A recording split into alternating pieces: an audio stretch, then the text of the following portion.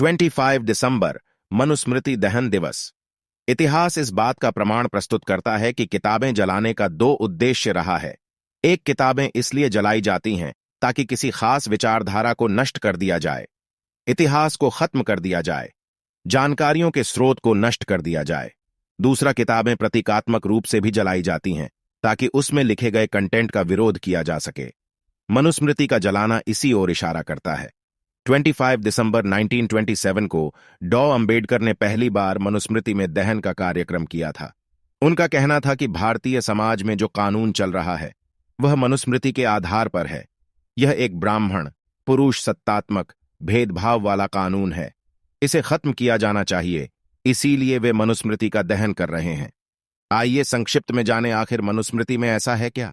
नीच वर्ण का जो मनुष्य अपने से ऊंचे वर्ण के मनुष्य की वृत्ति को लोभवश ग्रहण कर जीविका यापन करे तो राजा उसकी सब संपत्ति छीनकर उसे तत्काल निष्कासित कर दे। 1095-98 ब्राह्मणों की सेवा करना ही शूद्रों का मुख्य कर्म कहा गया है। इसके अतिरिक्त वह शूद्र जो कुछ करता है उसका कर्म निष्फल होता है। 10-123-124 शूद्र धन संचय करने में समर्थ होता हुआ भी शूद्र धन का संग्रह न करें, क्योंकि धन पाकर शूद्र ब्राह्मण को ही सताता है। 10-129-130 जिस देश का राजा शूद्र अर्थात पिछड़े वर्ग का हो, उस देश में ब्राह्मण निवास न करें, क्योंकि शूद्रों को राजा बनने का अधिकार नहीं है। 461-62 राजा प्रातःकाल उठकर तीनों वेदों के झांता और विद्वान ब्राह्मणों की सेवा करें और उनके कहने के अनुसार कार्य करें। 737-38 जिस राजा के यहां शूद्र न्यायाधीश होता है, उस राजा का देश की चदर में धंसी हुई गाय की भांति दुख पाता है। 8-22-23 ब्राह्मण की संपत्ति राजा द्वारा कभी भी नहीं ली जानी चाहिए। यह एक निश्चित नियम है, मर्यादा है। लेकिन अन्य जाति के व्यक्तियों की संपत्ति उनके उत्तराधिकारियों के न रहने पर राजा ले सकता है। 9-189-190 यदि शूद्र तिरस्कार पूर्वक उनके नाम और वर्ण का उच्चारण करता है, जैसे वह यह कहे देवदत्त तू नीच ब्राह्मण है, तब 10 अंगुल लंबी लोहे की छड्डेयाच उसके मुख में कील दी जाए। 8-271-272 यदि शूद्र गर्व से ब्राह्मण पर थूक दे, उसके ऊपर पेशाब कर दे, तब उसके होठों को और लिंग को, और अगर उसकी ओर अपान वायु निकाले तब उसकी गुदा को कटवा दे।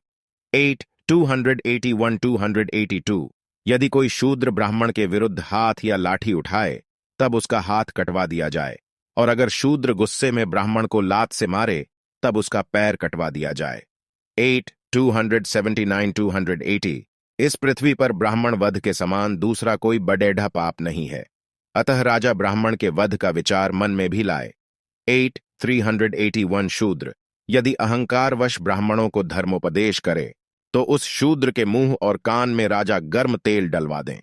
8-271-272 शूद्र को भोजन के लिए झूठा अन्न, पहनने को पुराने बिछान ग्रहण करने का अधिकार नहीं है। शूद्रों को धर्म और व्रत का उपदेश न करें। जिस प्रकार शास्त्र विधि से स्थापित अग्नि और सामान्य अग्नि दोनों ही श्रेष्ठ देवता हैं, उसी प्रकार ब्राह्मण चाहे वह मूर्ख हो या विद्वान दोनों ही रूपों में श्रेष्ठ देवता है। शूद्र की उपस्थिति में वेद पाठ नहीं करनी चाहिए। ब्राह्मण का नाम शुभ और आदर सूचक, क्षत्रिय का नाम वीरता सूचक, वैश्य का नाम संपत्ति सूचक और शूद्र का नाम तिरस्कार सूचक हो। 10 वर्ष के ब्राह्मण को 90 वर्ष का क्षत्रिय, वैश्य और शूद्र पिता समान समझकर उसे प्रणाम करे।